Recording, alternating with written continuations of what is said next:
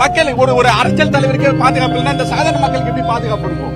பகுதி சமூகத்தை வன்மையா கண்டிக்கிறோம். இனி ஒரு படுகொலை இந்த தமிழ்நாட்டில் நடக்கக்கூடாது. உண்மை குற்றவாளிகள் கைது செய்யப்பட வேண்டும். இந்த படுகொலை எல்லாரும் சொல்ற மாதிரி இதுல த்ரெட்டன்ன்றதை விட இது முழுக்க முழுக்க அரசியல் உள்நோக்கம் இருக்கிற ஒரு படுகொலை.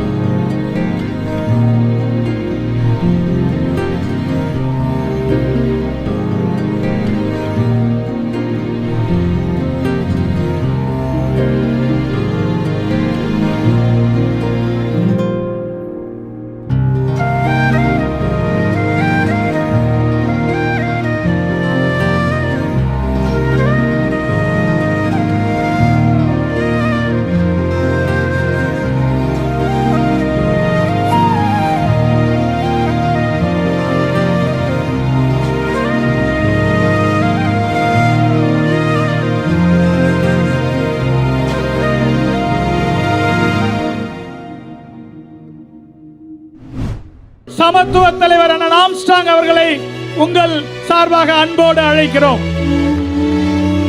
ஜெய்பீம். சத்தம் கேட்கல. ஜெய்பீம்.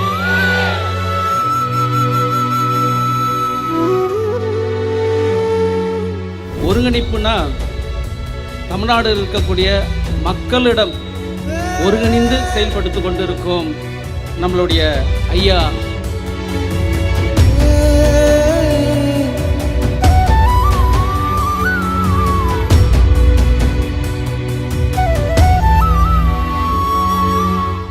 தேர்தலில் நம் தமிழகத்திலாம் பார்க்கிறோம். எல்லா கட்சிகளும் பிரச்சாரம் செய்த பார்க்கிறோம். நாட்டுடைய பிரதமரும் தமிழகத்தில் 7 முறை தேர்தல் பிரச்சாரத்துக்காக வந்தார்.